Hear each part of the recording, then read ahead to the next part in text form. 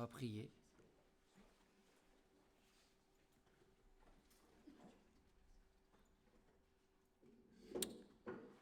Merci Seigneur notre Dieu pour ta grâce et ta fidélité, ta bonté. Merci pour ta parole et pour ce soir encore ce moment que tu nous donnes de pouvoir plonger nos regards dedans et méditer ensemble et réfléchir sur ce que tu nous montres, sur ce que tu nous révèles, sur qui tu es Seigneur, sur ce que tu veux pour nous. Merci parce que tu es un Dieu, oui, qui répond à nos questions. Et Seigneur, ça c'est déjà tellement grand. Merci parce que tu ne nous as pas laissés dans l'ignorance, Seigneur, mais que tu te révèles. Et je te prie qu'encore ce soir, tu te révèles à chacun d'entre nous. Au nom du Seigneur Jésus. Amen.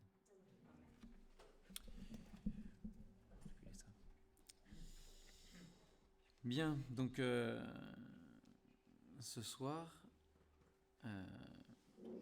dans le thème de l'école, moi j'aurai à cœur, quand ce sera mon tour de vous porter la parole, j'aurai à cœur de partir de certaines matières que vous pouvez voir dans votre cursus scolaire. Okay, et donc ce soir j'ai choisi la philosophie.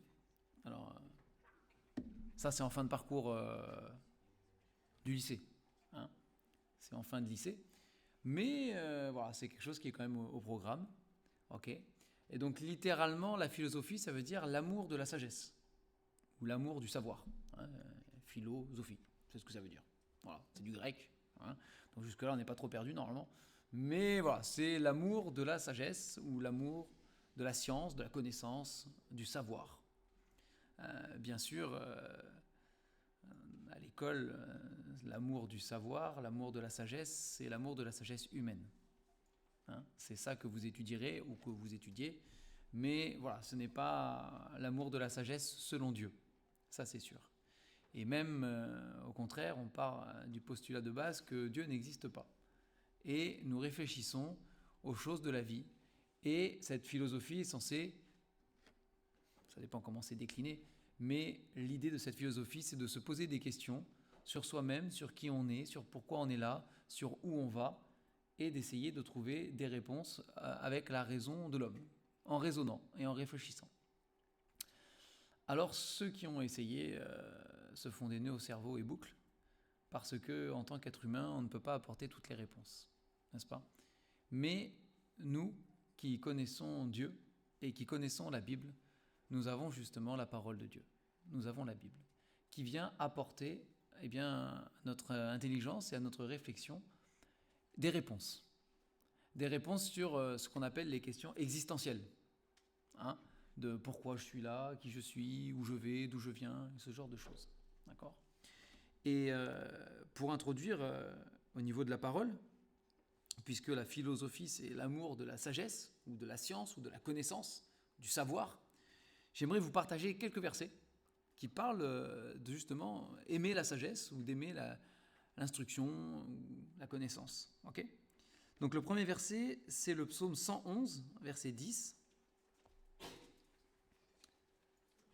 Vous pouvez le prendre avec moi, hein, psaume 111, verset 10.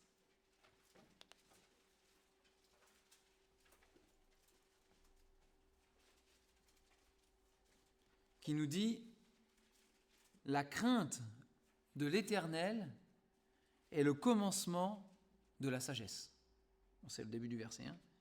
Tous ceux qui l'observent ont une raison saine. Sa gloire subsiste à jamais. Vous avez Proverbes, chapitre 4 et verset 7 aussi. Vous pouvez le prendre. C'est un petit peu plus loin que Psaume, juste après. Proverbes, chapitre 4 et verset 7.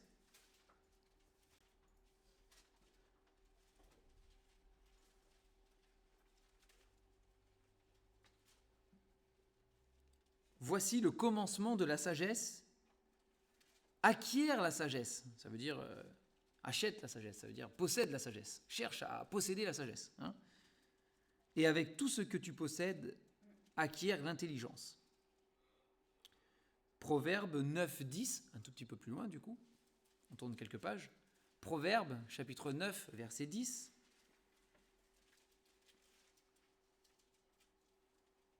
Le commencement de la sagesse, c'est la crainte de l'Éternel. Et la science des saints, c'est l'intelligence. On retourne quelques pages en arrière, Proverbes chapitre 1, verset 7. Proverbes chapitre 1, verset 7.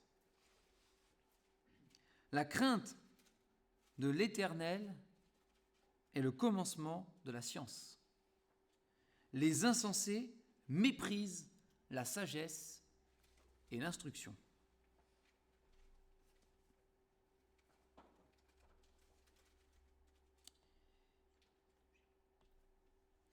Voilà les quelques versets pour introduire. Et donc dans ces versets, il est question de la sagesse, d'accord ? De la sagesse non pas uniquement selon l'homme, qui est limité, parce que nous sommes limités, mais de la sagesse selon Dieu. Et Dieu dit que si vous aimez la sagesse, si vous cherchez la sagesse selon Dieu, si vous cherchez aussi dans cette recherche de sagesse, de savoir ou de connaissance ou de science, si vous cherchez à avoir des réponses à vos questions, qui je suis, où je vais, pourquoi j'existe, toutes ces choses-là, il dit la base, le point de départ, la chose importante, pour commencer, c'est d'abord et avant toute chose de craindre l'Éternel. Il dit ici, dans la parole, c'est dit, c'est impossible d'acquérir la sagesse, le savoir, la connaissance et d'avoir les bonnes réponses aux questions que notre cœur se pose sur l'existence. C'est impossible si nous n'avons pas d'abord la crainte de Dieu. C'est ce qu'il dit ici. La crainte de l'Éternel. Alors la crainte de l'Éternel, dans le livre des Proverbes, il y en a question, dans le livre des Psaumes, il y en a question ailleurs dans la Bible aussi. C'est un grand mot, la crainte de l'Éternel. Dieu, dans la Bible, ne nous demande pas d'être terrorisés par lui, effrayés. Ce n'est pas le sens du mot ici, d'accord ? Dieu ne nous demande pas d'être effrayés à l'idée de Dieu. C'est oh là là, qu'est-ce que je vais me prendre sur la tête ? Pas du tout. Mais la crainte de Dieu, j'aime à la définir souvent en disant que c'est avoir conscience que Dieu me voit. Vous savez, c'est quelque chose ça. La Bible dit que Dieu a le regard posé sur chacun de nous, en permanence, sans arrêt. Dieu ne fait pas des pauses. Il n'y a pas de pause café. Dieu, il ne fait pas une petite sieste parce qu'il est fatigué, là, et tout d'un coup, il ne nous regarde plus vivre. Il ne prend pas des vacances. Ça, c'est les idoles, à la rigueur, mais pas le vrai Dieu. Le vrai Dieu, notre Dieu, le Dieu qui nous a créés, c'est ce que révèle la parole. En fait, il a sans cesse, le regard sur nous. Qu'on fasse des choses qu'il approuve ou qu'on fasse des choses qu'il désapprouve, qu'on pense des choses qu'il approuve ou qu'on pense des choses qu'il désapprouve, Dieu, sans arrêt, sans fin, de notre naissance jusqu'à notre mort, a le regard sur nous à chaque seconde. Et avoir la crainte de l'Éternel, comme c'est écrit ici, c'est en prendre conscience. Et c'est quelque chose que trop souvent, on oublie ou à laquelle on ne pense pas. On fait notre vie, on fait nos activités, on fait un jeu des numéros, on fait... Bon, ça c'est dans le camp, mais même en dehors du camp. Je vis ma vie, et la plupart du temps, malheureusement, je n'ai pas conscience que Dieu est en train de m'observer, que Dieu est en train de regarder ma vie, mes pensées, mes paroles, mes actions, mes attitudes, mon comportement. Non pas, dit la Bible, comme un juge prêt à frapper au moindre écart, c'est pas comme ça que Dieu révèle, que Dieu se révèle, mais comme un père parfait qui s'inquiète pour nous en fait, et qui se fait du souci.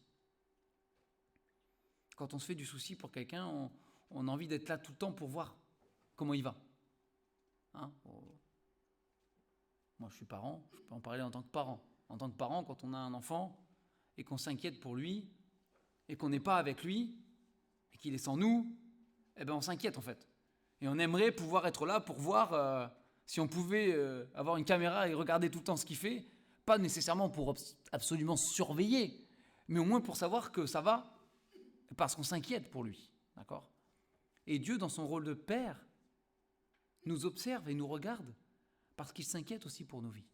Il a un intérêt pour nous, pour chacun d'entre nous. Ça, c'est ce que nous révèle la Bible. Et la Bible dit que si vous voulez avoir un bon raisonnement et obtenir les bonnes réponses aux questions que vous pouvez vous poser sur vous-même, sur la planète, sur l'humanité, sur toutes ces choses et le pourquoi du comment ça existe, eh bien d'abord, il faut avoir conscience qu'il y a un créateur, mon créateur, qui m'observe et qui a un intérêt pour ma personne. Ça, c'est ce que révèle la Bible. Ça, c'est pas ce que vous verrez en cours de philo, loin de là. Hein ? Mais c'est ce qu'il dit. Ensuite, dans la Bible, effectivement, on va aller dans l'Ecclésiaste, bien évidemment. Joshua, on va dans l'Ecclésiaste. On va aller dans l'Ecclésiaste, chapitre 2. Il faudrait lire tout l'Ecclésiaste en vrai, mais on ne va pas lire tout l'Ecclésiaste. On devrait lire, mais bon, c'est comme ça. Chapitre 2. Dans l'Ecclésiaste, on a un homme qui a fait de la philo. Ok ? Il a fait de la philo. C'est Salomon. Et Salomon, il s'est mis un petit peu dans une mission, dans une quête, dans une recherche philosophique. Il s'est dit, tiens, je vais observer la vie, je vais participer à la vie sur la terre et je vais chercher à savoir c'est quoi le sens de la vie. Pourquoi l'homme est sur la terre ? Pourquoi je suis là ? Pourquoi je vis ? Pourquoi j'existe ? À quoi ça sert ? Et il décide, Salomon, dans l'Ecclésiaste, il décide justement de le faire à la manière des philosophes humains. C'est-à-dire qu'il décide de le faire sans tenir compte de Dieu, sans crainte de Dieu. Il dit, je vais juste regarder en tant qu'homme la vie sur la terre, comment ça se passe. Et je vais essayer plein de trucs pour essayer de donner un sens à ma vie et de découvrir le sens de la vie. Et donc il va essayer plein de trucs. Par exemple, il va essayer de travailler en disant, finalement, peut-être que le sens de la vie, c'est de travailler. Et il va travailler. Et puis c'est Salomon, alors il a les moyens de faire tout ce qu'il veut faire, parce qu'il était immensément riche, le gars. Donc il a les moyens d'explorer toutes les pistes. Et donc à un moment donné, il va dire, voilà, si ça se trouve, le bonheur de l'homme et le sens de l'existence, c'est dans le travail. Alors je vais travailler. Bon, je ne sais pas s'il a travaillé lui-même tout seul, parce qu'il a dû embaucher du monde. Et il a construit des palais, il a construit des jardins, il a construit des maisons, il a bâti des choses. Et puis il a regardé tout ça, il a réfléchi, et il s'est dit, non, le sens de la vie, c'est pas ça. Ça, c'est que de la vanité. Parce qu'au final, j'ai construit ça, demain je meurs, il y a un gars qui débarque et il va posséder mes trucs à moi. Et ça se trouve, il sera stupide, le gars, en plus. Ce sera un teuteux, là, et il va posséder mon truc à moi. Ça n'a aucun sens, cette vie. Cette vie n'a aucun sens. Il se dit, peut-être que c'est pas ça. Peut-être que le sens de la vie, c'est autre chose. Et donc, il va tester autre chose. Il va dire, peut-être qu'on est là sur la terre juste pour profiter des plaisirs de la vie. Voilà. Donc, Salomon, on savait sa faiblesse. Vous savez quelle était la faiblesse de Salomon, c'était les femmes. Il avait trop de femmes. Beaucoup trop. Et il s'est dit, si ça se trouve, je suis sur la terre juste pour obéir aux pulsions, aux passions, aux désirs, aux plaisirs que je peux avoir. Voilà. Donc je vais tester de livrer ma vie aux femmes, je vais tester de livrer ma vie à l'alcool, à la fête, voilà, tout ça, toute la débauche, tout ce qui existe. Je vais tester tout ça, et il a essayé. Et puis après, il a regardé, il a réfléchi, et il s'est dit, vanité des vanités. Tout n'est que vanité. Ça n'a aucun sens. Ça ne peut pas être ça. Ça ne peut pas être ça. Parce que ça ne rassasie pas mon cœur, ça ne répond pas aux questions profondes de mon âme. de pourquoi je suis sur la terre, pourquoi j'existe, tout ça, ça n'apporte rien, ça n'apporte rien. Elle dit donc c'est pas ça. Donc c'est pas ça. Il a essayé autre chose, il a regardé la religion. Mais la religion, d'un point de vue de l'homme, d'obéir aux commandements, d'être droit, d'essayer de respecter. Et puis, il a regardé, il s'est dit, bon, au final, en faisant tout ça, quel intérêt? Il y a le gars à côté de moi qui fait l'inverse, et il va très bien. En tout cas, il a l'air d'aller très bien. Il a l'air bien, le gars a l'air bien. Et moi, bon, pas l'air d'aller mieux. Ça n'a aucun sens, ça n'a pas d'intérêt. Et donc, il va tester plein de choses comme ça, je ne fais pas toute la liste, n'est-ce pas? Mais au chapitre 2, au verset 12, il va tester la philo pure, il va tester la recherche de la sagesse. Il va dire, voilà, je vais essayer d'être sage selon ce monde, d'avoir de la sagesse, de pouvoir répondre aux questions, d'avoir de la connaissance, de pouvoir expliquer les choses, pourquoi le monde tourne, comment il tourne et ce qu'il est. Oui. Ah, il avait reçu une sagesse, voilà. Mais c'est une sagesse qui venait de Dieu qu'il avait reçue. Alors, il avait déjà reçu la sagesse, mais c'est une sagesse de Dieu qu'il avait reçue. Là, il essaye une sagesse selon l'homme. C'est ça le truc, c'est pas la même. Hein. Et donc, il va essayer ça, et il le dit au verset 12, « Alors j'ai tourné mes regards vers la sagesse. » Et puis il s'est dit, je ne vais pas tester que la sagesse, je vais tester l'inverse du coup. Je vais tester aussi, et vers la sottise et la folie. Il a testé les deux. Il a essayé. Est-ce que d'acquérir la sagesse des hommes, avec des raisonnements métaphysiques, qui nous dépassent, une intelligence qui permet, par des déductions, d'observer des choses, de mettre de côté tout ce qui est irrationnel, miraculeux et tout ça, juste ce que je vois terre à terre et j'observe, etc. Est-ce que ça va donner un sens à ma vie? Et sa conclusion, c'est absolument pas. Et du coup, je vais tester de vivre aussi comme si j'étais un fou. C'est ce qu'il a fait, hein? Comme si j'étais un fou. Le fou, vous savez, la Bible dresse un portrait de l'insensé qui est pas très flatteur. Mais le fou, c'est celui qui ne réfléchit pas. Il pense, il fait. Il pense, il dit. Il n'y a pas de réflexion. C'est instantané, c'est brut, quoi. Il n'y a pas de... Voilà. Le gars, c'est... Et il fait des choses folles. J'ai envie de faire ça, je le fais. J'ai pas envie, je le fais pas. Voilà. Et il dit, j'ai essayé les deux. Et dans les deux cas, j'ai pas trouvé de réponse satisfaisante. Hein. Donc on va lire à partir du verset 12, on va lire quand même ce passage. Hein. Alors j'ai tourné mes regards vers la sagesse et vers la sottise et la folie, car que fera l'homme qui succédera au roi, ce qu'on a déjà fait? Et j'ai vu que la sagesse a de l'avantage sur la folie, comme la lumière a de l'avantage sur les ténèbres. Le sage a ses yeux à sa tête, et l'insensé marche dans les ténèbres. Mais j'ai reconnu aussi que qu'ils ont l'un et l'autre un même sort. Et j'ai dit en mon cœur, j'aurai le même sort que l'insensé. Pourquoi donc ai-je été plus sage? Et j'ai dit en mon cœur que c'est encore là une vanité. Il dit, c'est vrai que, par expérience, il vaut mieux être sage que fou. Il dit, c'était quand même plus agréable d'être sage, d'avoir de la connaissance, de réfléchir, etc., sur les choses, plutôt que d'être complètement insensé. Il dit, c'est vrai que c'était plus agréable, mais il dit, en fait, la fin, c'est la même chose. Et il y a un autre passage, on ne va pas tout lire, il y a un autre passage où il dit, le sage meurt de la même manière que le fou. Il meurt, point. Voilà, il meurt, quoi. Et il dit, c'est pareil pour le bon, le juste, et pour le méchant. Il meurt pareil. Et il dit, même d'un point de vue humain, c'est pareil que l'animal qui meurt là. Quelle différence entre le chien qui meurt et l'homme qui meurt? D'un point de vue de l'homme, si on ne tient pas compte de Dieu. C'est deux êtres vivants qui meurent et qui retournent à la poussière, et puis, point barre, quoi. Hein? Et c'est pour ça qu'il dit même à un moment, un chien vivant vaut mieux qu'un lion mort. Parce que même si le lion est le roi des animaux et qu'il est majestueux, une fois mort, il est mort. Il vaut mieux être un chien vivant qu'un lion mort, quoi. Hein? Et dès qu'il dit, tout ça n'a aucun sens.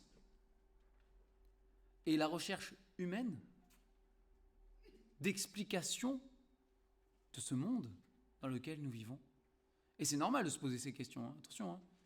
Mais la recherche d'explications fournie par la sagesse humaine, par ces philosophes qui ont pensé ces choses-là, etc., n'apportera pas la satisfaction dans vos âmes et dans votre cœur.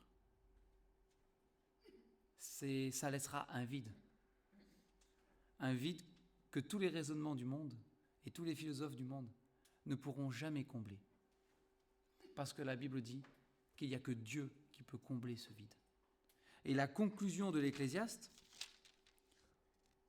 au chapitre 12, c'est fascinant parce que, au chapitre 12, verset 15, pardon, sa conclusion, c'est la même chose que les versets qu'on a lus au début. Il n'y a rien qui change. Écoutons la fin du discours, il dit « Crains Dieu ». C'est la même conclusion. Crains Dieu et observe ses commandements, c'est là ce que doit faire tout homme, car Dieu amènera toute œuvre en jugement au sujet de tout ce qui est caché, soit bien, soit mal. D'accord ? Mais sa conclusion est la même. Après avoir tout essayé, avoir tout vécu, avoir cherché un sens à l'existence sur cette terre, d'un point de vue humain, ma conclusion c'est la vie n'a aucun sens sur la terre. S'il n'y a pas un Dieu qui existe, s'il n'y a pas un créateur qui m'a créé, voulu et qui a un plan pour moi, ma vie sur la terre n'a absolument aucun sens. Et pourquoi je vivrais dans un monde pas facile, où je vais devoir faire des choses que je n'aime pas parce que j'y suis obligé? Pourquoi est-ce que je vais me lever tous les matins, avoir tout le temps les mêmes journées qui se ressemblent, étudier, apprendre, me coucher, réétudier, apprendre, me recoucher, Pourquoi mes journées, c'est ça? C'est ça la vie, ça n'a aucun sens. Ça n'a aucun sens. Pour faire quoi? Pour avoir un travail? Pour avoir de l'argent, pour pouvoir avoir un toit sur ma tête et manger. Et peut-être, si j'ai une famille un jour, subvenir aux besoins.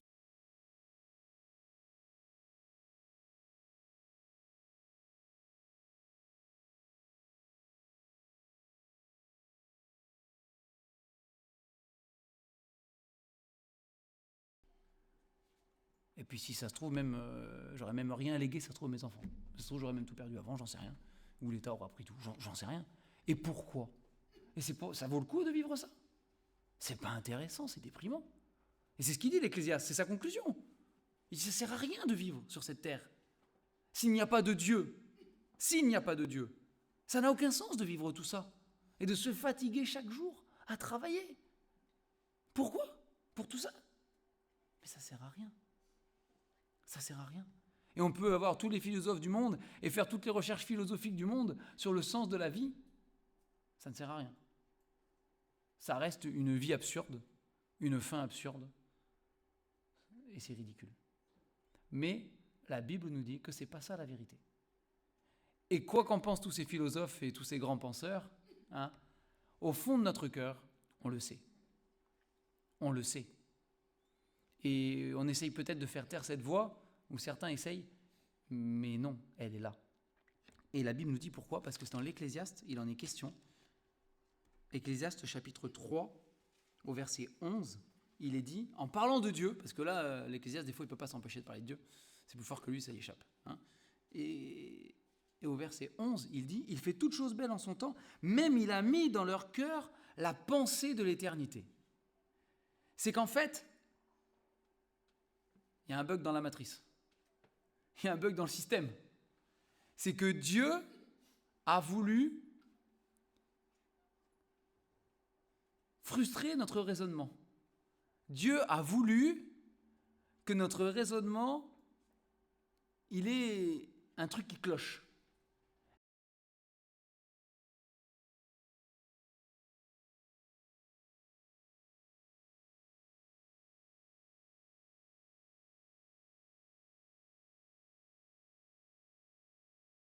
Vague, un peu grand, un peu qui nous dépasse, de toute façon l'éternité nous dépasse. Mais une chose est sûre, c'est que dans chacun de nos cœurs, et des cœurs de tous les êtres humains, Dieu, dès la création de notre cœur, de notre corps, de notre âme, de notre personne, dès notre création, Dieu il a posé son doigt dedans, dans notre âme. Et il a planté un truc. Il a planté une graine. C'est ce que dit la Bible. Il a planté un truc qui fait que, au-delà de tout ce que le monde pourra nous proposer comme explication pour cette vie, on trouvera qu'il y a un truc qui cloche. Au fond de nous, dans notre cœur, on aura une petite voix qui nous dira « il y a un truc qui ne va pas là-dedans ». On ne saura pas toujours le définir, on ne saura pas toujours l'expliquer, mais il y aura une petite voix qui, dans notre cœur, nous dira « non, non, non, non, non, ça ne peut pas être comme ça. La vie ne peut pas être résumée à ça. La vie des gens autour, là, qui vivent sans Dieu, elle n'a aucun sens. C'est pas possible. » Et cette voix, je suis convaincu qu'on l'entend tous un jour. Peut-être à des âges différents, parce qu'on n'a pas tous les mêmes maturités, le même chemin de vie, etc. Mais il y a un jour, obligatoirement, où on pense à ces choses-là, où on y réfléchit, où on s'arrête un peu dans notre vie de tous les jours et on observe. Je ne sais pas si vous faites ça des fois. Moi, je sais que très jeune, je l'ai fait. C'est très jeune, je l'ai fait. Je m'arrêtais et je regardais les gens qui vivaient autour de moi. Vous n'avez jamais fait ça ? Vous regardez les gens vivre autour de vous. Mais même les gens que vous ne connaissez pas. Je ne parle pas forcément des gens que vous connaissez, justement. Les gens que vous ne connaissez pas. Moi, je suis fasciné par ça. Je trouve ça fascinant. C'est vous prenez les transports en commun, vous avez plein de gens que vous ne connaissez pas, vous arrêtez, vous les regardez, et vous essayez d'imaginer leur vie. Et tiens, ça se trouve, lui, il est prof de musique. Tiens, ça se trouve, lui, il vient de se séparer, il a une sale tête. Ça se trouve, je pense qu'il vit un drame dans sa vie. Tiens, lui, on dirait un prof de sport. Il est habillé pareil. C'est marrant, ça. Et observez les gens.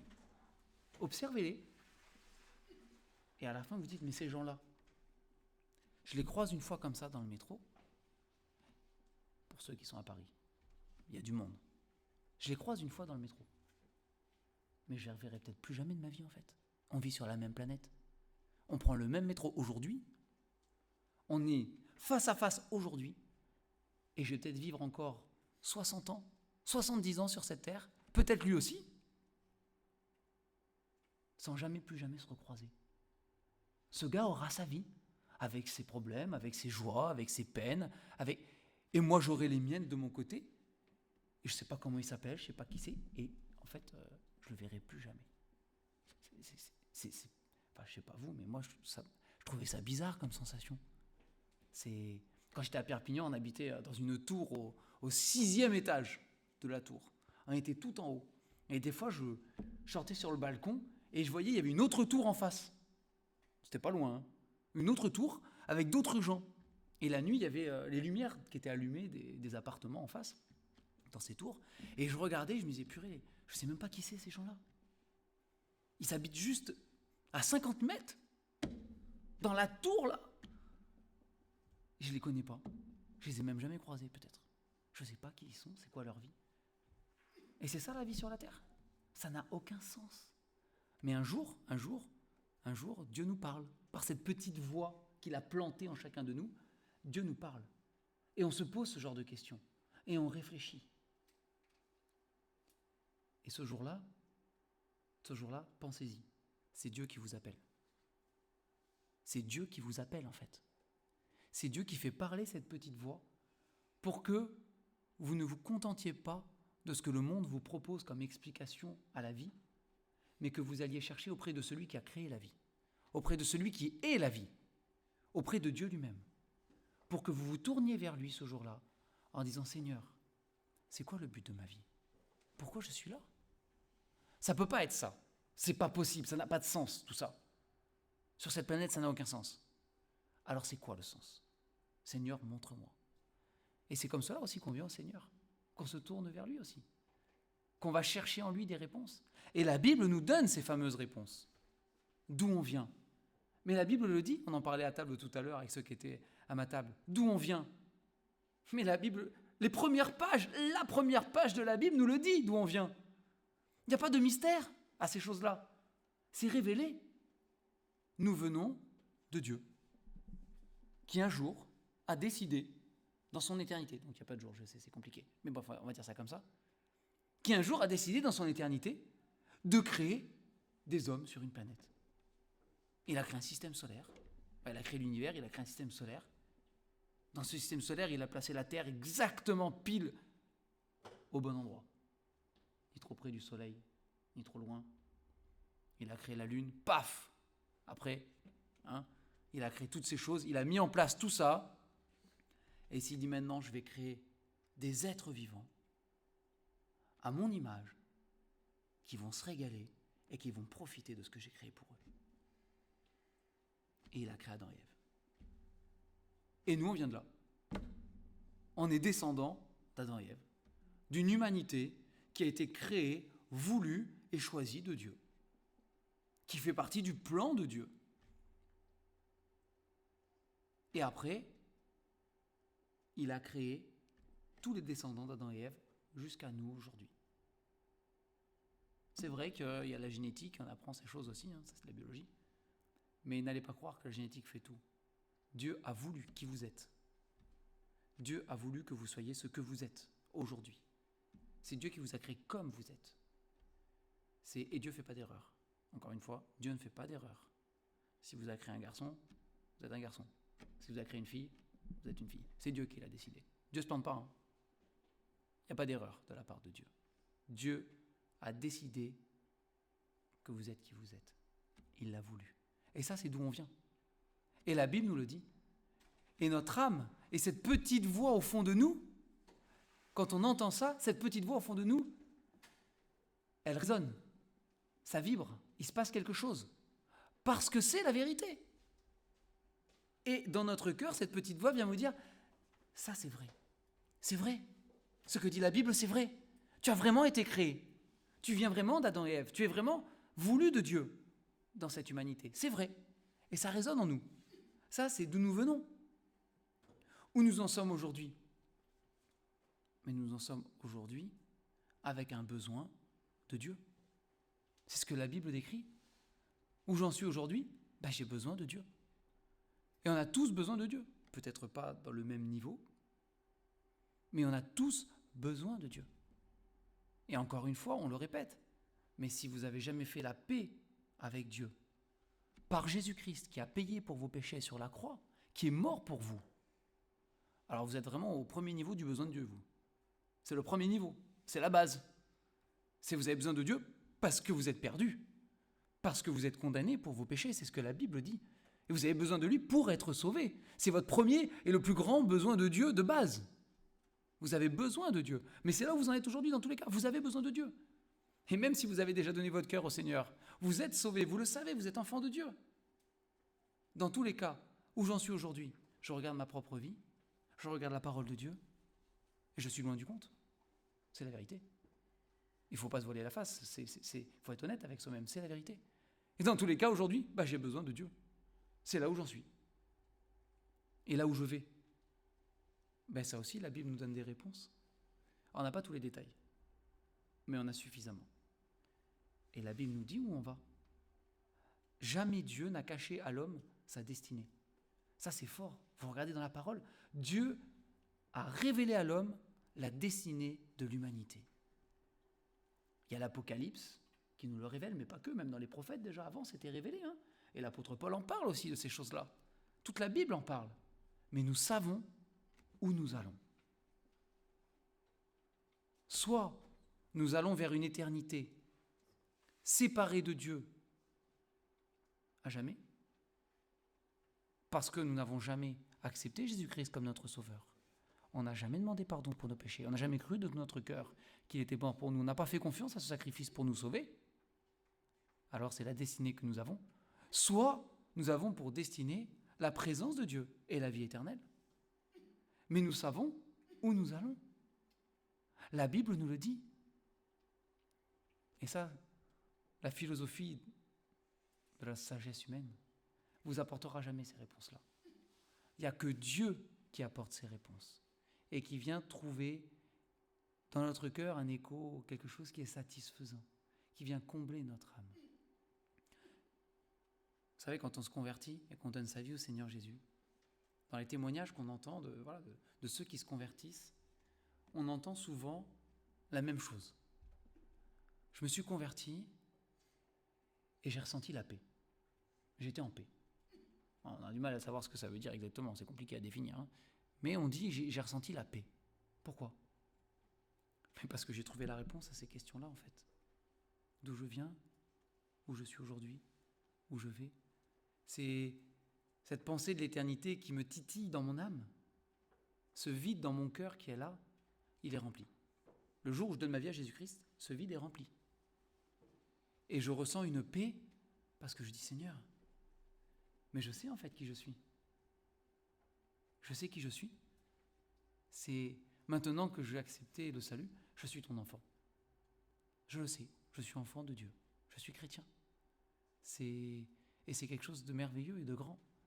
Et non seulement ça, mais Seigneur, je sais où je vais. Alors à la fin, parce que sur la terre, on ne connaît pas notre chemin, hein, mais à la fin, je sais où j'irai.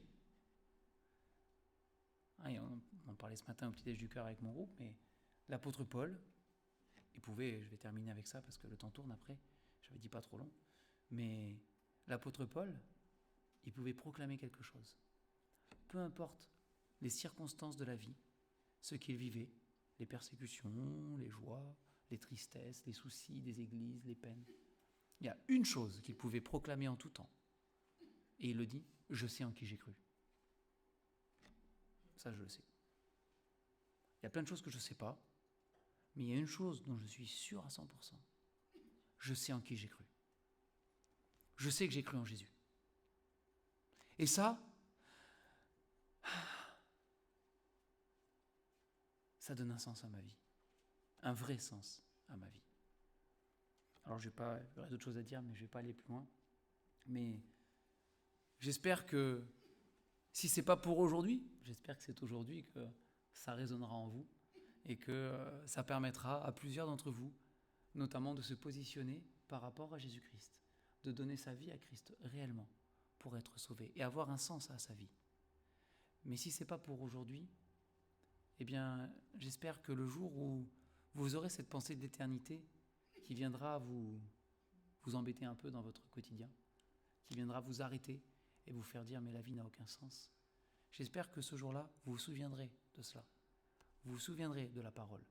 Et vous vous souviendrez que dans la Bible, Dieu vous donne les réponses qui seront satisfaisantes pour vos âmes et qui donneront les bonnes réponses, qui est la vérité. Parce que c'est la vérité que ça résonne dans nos cœurs, c'est tout. C'est pas autre chose. C'est la vérité. Et Dieu le sait. Et Dieu connaît chacun de vos cœurs. Et en attendant de peut-être trouver ce chemin, en attendant peut-être d'avoir cette conviction, en attendant peut-être ce moment, et dans tous les cas, suivons le conseil de la parole. Commençons par craindre l'Éternel. C'est le commencement de tout. Commençons par avoir conscience que Dieu regarde nos vies, qu'il a le regard sur nous, parce qu'il s'inquiète de nous, parce qu'il a du souci pour nous, parce qu'il a un intérêt profond pour nous, et qu'il a un plan pour chacune de nos vies, individuellement, et un plan parfait. Moi, je vais prier pour terminer. Seigneur, merci parce que tu réponds, parce que tu es un Dieu qui ne parle pas en cachette, loin, mais un Dieu qui se révèle, un Dieu qui vient nous chercher, Seigneur, là où nous sommes. Et Seigneur, je te rends grâce de cette pensée de l'éternité que tu as plantée en nous, au plus profond de notre cœur, et qui, régulièrement, à des âges divers et variés, mais régulièrement, vient, Seigneur, nous troubler parfois, parce que cette vie, sans toi, sans tenir compte de ton existence, cette vie n'a aucun sens, Seigneur. Et ma vie sur cette planète n'aurait absolument aucun sens si tu n'étais pas là, Seigneur. Si tu n'existes pas, elle n'a aucun intérêt et aucun sens. Et je prie, Seigneur, je prie pour ces jeunes qui ont largement l'âge de se poser ces questions et qui peut-être pour certains se la posent depuis un moment. Je prie, Seigneur, qu'en venant à toi, qu'en ayant la crainte de toi, qu'en donnant leur vie à Jésus-Christ, ils puissent expérimenter, comme je l'ai fait, Seigneur, la paix d'une âme et d'une vie qui connaît le vrai sens de sa vie. Seigneur, merci. Merci pour ta parole aussi, que tu nous as laissée. Et Seigneur, encore ce soir, que plusieurs puissent franchir le pas de se donner à toi et de trouver cette paix. Nous te bénissons et nous t'adorons. Au nom du Seigneur Jésus. Amen.